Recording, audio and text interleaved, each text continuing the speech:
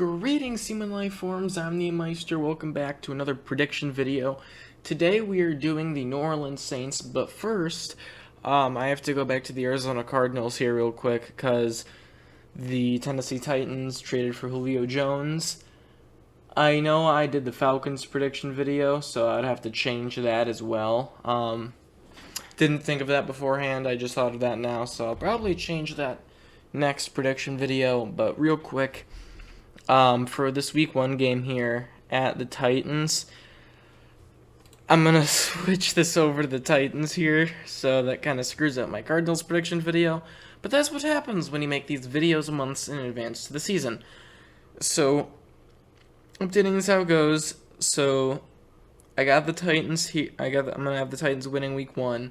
So now I have the Cardinals going 9-8 instead of 10-7. I apologize, but every time a team makes a big move that results in their season being different, I will always update you guys as it goes on. So we will do the fix the Falcons next prediction video, which will probably be Tampa Bay. But for right now, we are doing the New Orleans Saints. So when you look at the New Orleans Saints, another thing, I apologize to Panthers fans. It's just how I see their season going. Don't get mad at me for it. But I see where you're coming from. I know where you're coming from. I'll take all the heat. I will take 100% of the heat. Not complaining. I would complain too if some random person that I saw on my timeline of YouTube told me that my team was going to suck. So, not on you guys. But, so the Saints, don't have Drew Brees anymore. They have Jameis Winston, which could be a plus considering how banged up Brees was last year. Banged up Brees is probably worse than a healthy Jameis Winston, I think. I'm not 100%, but I want to say yes, because besides from the interceptions that Winston has had that has ruined his career, he's been a really good quarterback. So besides from that, I think the Saints could be good this year. Well, Jameis Winston could be good this year. He got the LASIK eye surgery, which could help. But yeah, receiving wise, they lost quite a few weapons. They lost Jared Cook, but people saw he didn't produce as much as Saints would have wanted, and of course they lost Emmanuel Sanders to the Bills. So he's a guy that is gone, but they still have Taysom Hill that probably won't play as much. Well, no, they'll probably get another third quarterback. If even they might have already gotten a third quarterback, but yeah, Taysom Hill, he can still play as receiver and stuff, and of course you have Michael Thomas. He was riddled with injuries last year, but people think he'll be back on track this season. I hope so too. He's not on my fantasy team, but I still have respect for him because I didn't watch him play. I wasn't into football when he became the receiving yards leader and all that. But defensively for the Saints, they still have a lot of talent on that defense. They got Cam Jordan, great defensive tackle, or edge rusher. It's like the same thing. But they also have Marshawn Lattimore. He is still there. He is one of the best corners in the league, probably top 10. Well, he is top 10. So it's still a playoff contending team, in my opinion. So week 1 here, hosting the Green Bay Packers. Now, this is another thing that I might be changing in the future, because right now, I am predicting this like Aaron Rodgers will be playing for the Packers this season, because if he ain't playing for the Packers, I have no idea who he's going to, so I'm just going to predict this like Rodgers is still on the Packers. And depending on how long that situation takes, I'll probably wait the longest time until I actually make a Packers prediction video. Same with Houston too, but they're probably going to suck either way. So week 1, hosting the Packers. Packers have weapons all around. They have Aaron Jones, Devontae Adams, Marquez Valdes-Scantling. That's really good for me in Madden. Then on defense, Jay Alexander. You have the Smith brothers that aren't really brothers, but they're the Smiths. Unless they are brothers. No idea. So yeah, it's a really good team. So with that being said, Packers probably won't have much to go on for how to game plan against Jameis Winston, but the Saints lost a lot of veteran people on that offense, which creates an area of concern for me. So I'm gonna go with the Packers here in a very close game. It probably wouldn't be close if Rodgers ends up leaving. So right now I got the Packers winning. Saints are 0-1 to start off the year, but do not be scared, Saints fans, because I have you beating the Carolina Panthers, because in my Panthers prediction video, I had the Panthers losing here. I think it makes sense to, yeah, until I see, like, the Panthers are a very young team. They can easily be a really solid team. They can easily be a playoff contending team. But I don't know how these young guys are going to progress. There's young guys that take steps, and there's young guys that barely take any steps. Like, if anything, they just like move their foot like an inch farther. Yeah, like you see where I'm going with this. So I don't really trust the Panthers yet. I mean, I can see the Panthers being a really good team, but until I see what kind of steps these players can take, I gotta go with the Saints here. Because, like, what I said with the Saints is they lost a lot of veterans on that offense, so, which creates players like Jameis Winston that could end up throwing an interception or two, or miscommunication, or making dumb plays, trying to do too much. So I'm gonna stick with the Saints here. Week 3 now at the Patriots. That's gonna be a good game. Look at what the Patriots have been doing. Like, you still have Cam Newton. He got some thumb injury, but they said he'll be fine for this season. So, not really too concerned with that. Who knows? Mac Jones could be here, but I'm gonna predict Cam Newton be here unless he gets injured, obviously. They have Nelson Aguilar. I think he still has a little juice left in the tank. A lot of young running backs in the backfield. They lost Rex Burkhead to the Texans, but I don't think that's too big of a loss.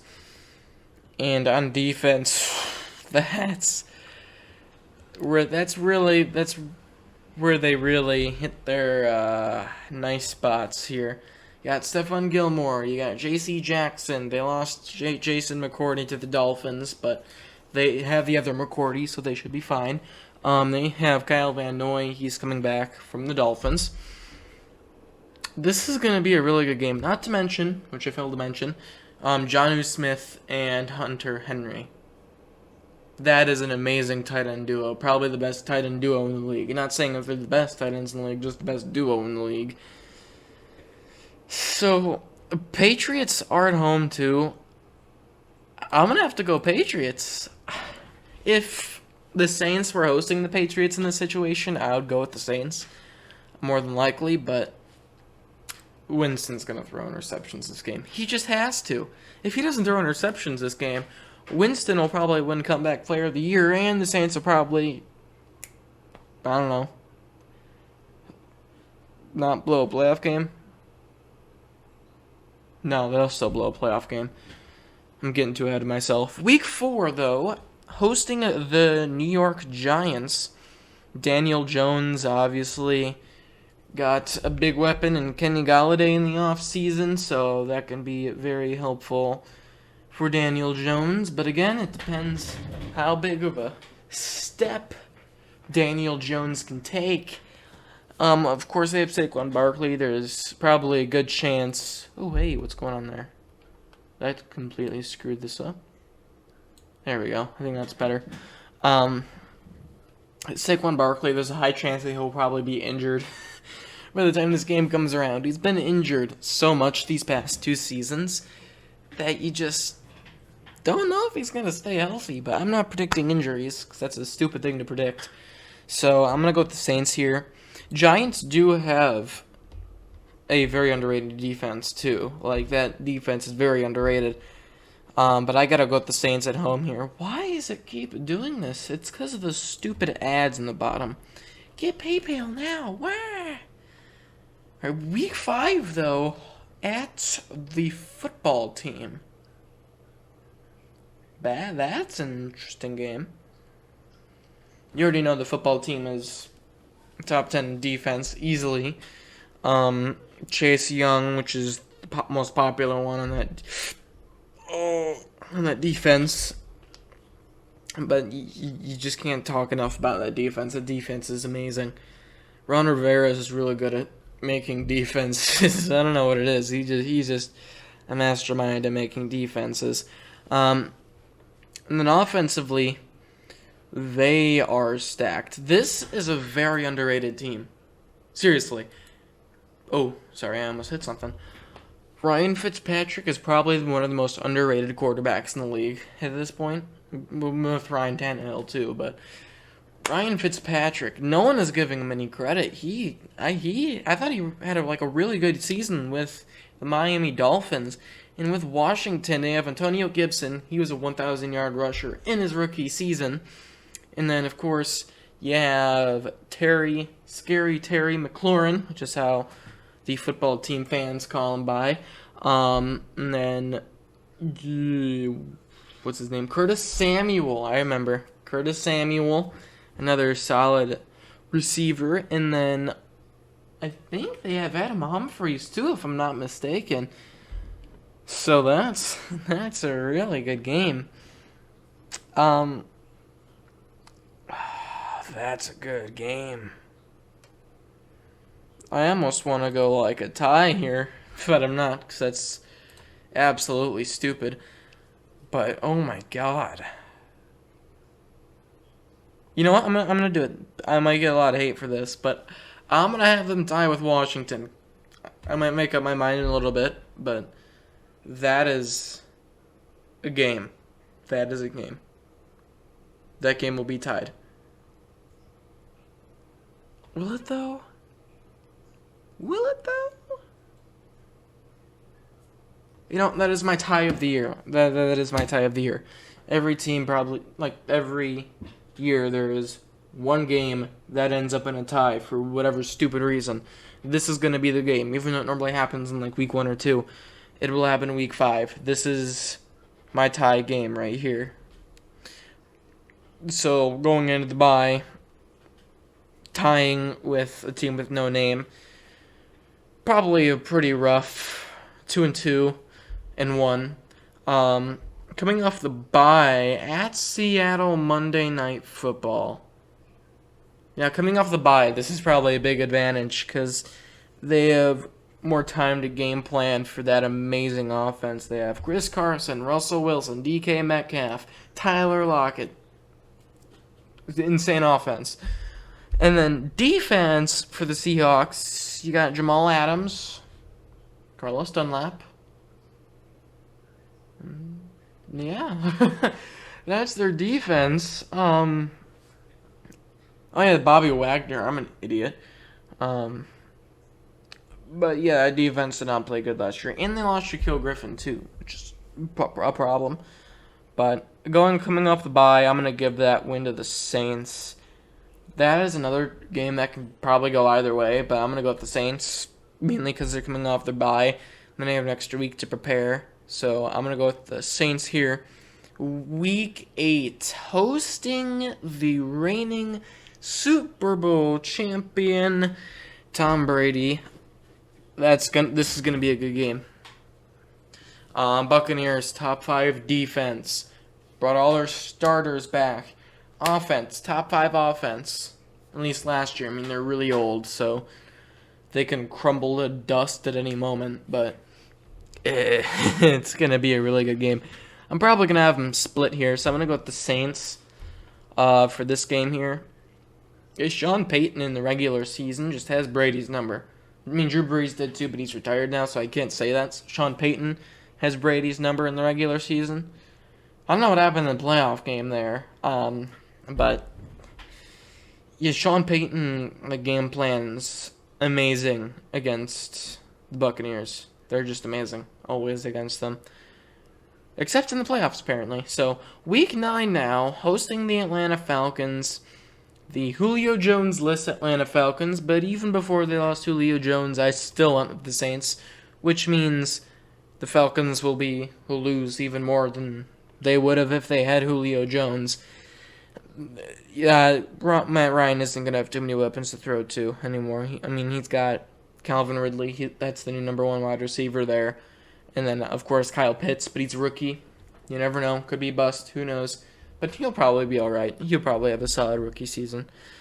So, yeah, that's a pretty easy Saints win there. Week 10, though, I almost said hosting, at the Tennessee Titans. This could easily be a shootout. Titans obviously have Julio Jones now with A.J. Brown, which is going to be a crazy offense, and especially with Derrick Henry and Ryan Tannehill having amazing numbers ever since he became the starter with the Titans. I'm giving him credit. A lot of people on Twitter and stuff don't give him any credit. I do have a Twitter in the description below if you want to check it out. I did get into a conversation with someone. It was mainly Colin Cowherd's words because he was saying that Julio Jones is putting up Hall of Fame numbers, which he is. But Colin said Titans are a running team, and Julio wants the ball. So, got a little friction there. The guy didn't really understand. But regardless, yeah, this is going to be an amazing game, but the Titans' defense, when you look at their defense, it is bad. It is very, very bad. So, I might have to go with the Saints on this one. Call me crazy, but call me all you want. I don't really care. I might have yeah, that's the Saints. That is 100% the Saints for me. Week 11 now. I don't have to talk about this one. I don't want to talk about this one. That is an easy game to predict. Going Saints for this game. Week 12 on Thanksgiving, hosting your Buffalo Bills. Now, I am not being biased when I say this. Everyone knows the Bills have a top 5 offense in the league, which is going to be a handful for the Saints. But they also have a top 10 defense in the league. We were very injured last season. We really were. Edmonds had shoulder problems all year. Matt Milano, he was in and out all season. So we had a ton of injuries. And defensive line too. So I gotta go with the Bills. I really do. Tre'Davious White will probably limit Michael Thomas a lot, which will leave Alvin Kamara to be running that football, which they could, but running the football does not give you a lot of points. It milks the clock, but it doesn't give you chunk plays. It's just 6-yard carries every single time going down the field, which easily could happen, but Josh Allen will probably dot up that defense. And yeah, the Bills are amazing. Have an amazing coaching staff. So I really got to go Bills with this one. I'm not being biased. It sounds like I'm really being biased with this, but I'm really not. The Bills are just slightly underrated. Well, defensively, they were given a lot of credit for their defense, but they stepped down, which I can see why people would jump off the train for the defense. But I got to go Bills there. Week 13. Another Thursday nighter, 2 back-to-back Thursday nighters, hosting the Dallas Cowboys. Cowboys top 5 offense, easily. They have Ezekiel Elliott with Pollard, nice duo there. Dak Prescott, which will probably win Comeback Player of the Year. I'll be probably surprised if he doesn't win it. And of course, you got Mari Cooper, really good. These stupid ads. I don't want s'mores from Aldi's. I really don't. So, yeah, the Cowboys offense is going to be absolutely terrific, which will, again, have that Saints defense pretty full. Defense, too, they have some guys on defense, but it's not a good defense. It really isn't. This will be a really good game. Really close. Probably be a defensive battle because that's all they have is defensive battles. But I think I'm going to have to go with the Saints there over the Cowboys. Week 14 at the Jets. Week 15 at the Tampa Bay Buccaneers. I already said this earlier, but they will probably go 1-for-1 against Tampa Bay. Brady will probably find his way and slice up that New Orleans secondary with Mike Evans, Chris Godwin, Antonio Brown, then Leonard Fournette from time to time. And their defense will probably make Winston throw some interceptions, which could easily have the Buccaneers win Week 8 as well. But I'm going with the Saints for that first one. Week 16, Monday night. This is a really good game to watch, and I'll probably be rooting for the Saints so hard this game in December. I'm sorry. That's just the way I want to win. But Dolphins defense is really good. Top 10 defense easily. The Saints, they're around there. They're top 10 defense, right? I don't know. Yeah, they probably are. But Dolphins in the offense, it's Tua. If Tua can take that next step here with the foot and take a step and progress and be better. He did say he didn't learn the full playbooks. Maybe if he learns the full playbook and actually decides to learn it and learns it, that he could be better. They do have Will Fuller. He was suspended for the first 2 games, but it's week 16. So Will Fuller will definitely be a factor unless he's injured. So he also got number 11, Devontae Parker. My bad, I completely forgot his name for a second. So it could be a really good Dolphins offense. Mike Gesicki also, another great tight end. He's probably one of my favorite players. I don't know why. He just is, because not a lot of people give him much credit. Like, he'd be like, oh, one-handed grab next week. No touchdowns. Don't care. So Mike Gesicki is a very underrated tight end for me. I really like him. I don't know why. He just is. I really like him. So, yeah, I don't know how Tua's really going to play. And especially against a good Saints defense. So I'm going to go with the Saints, even at home. They're at home too. So, can't go wrong with the Saints on this one. 10-4-1, having a pretty good season so far. Week 17, hosting the Panthers. That is an easy Saints win for me. It's probably as easy as it gets, besides for beating the Falcons and Eagles and Jets. Yeah. I don't really have to explain much about this one. We all know how Sam Darnold plays. We all know how we could play, but we all know how we currently can play like trash. Defense, again, very young. Very hard to predict. Very tough team to predict. Now to wrap up the year, Week 18 at the Atlanta Falcons. They will end the season with a win. Beating the Atlanta Falcons. The Falcons are broken. They really are. Arthur Smith, he could really be a good coach for them. Good replacement for Dan Quinn. Can't believe I actually remember that name. But yeah, here you go. 12-4-1. I don't think I'll get as many hate comments in this one, which is good for me. Probably get some heat for this tie over here, but I'm gonna keep it. I'm not gonna mess with it. I'm not gonna screw with it. I like it. I honestly like that pick for me. That probably won't happen. I mean, ties are really rare, but I like predicting there. It's either that or a loss. So, yeah, you heard me. Yeah, that's right. But I hope you guys enjoyed this video. I've had fun making these so far. I will continue to make them until I finish it and make a playoff predictions and do all that. And when the season obviously comes around, I'll do weekly picks and do power rankings. And yeah, that's pretty much all I got. I do have a Twitch and Instagram also in the description below. Don't really use them that much. Haven't used them much recently.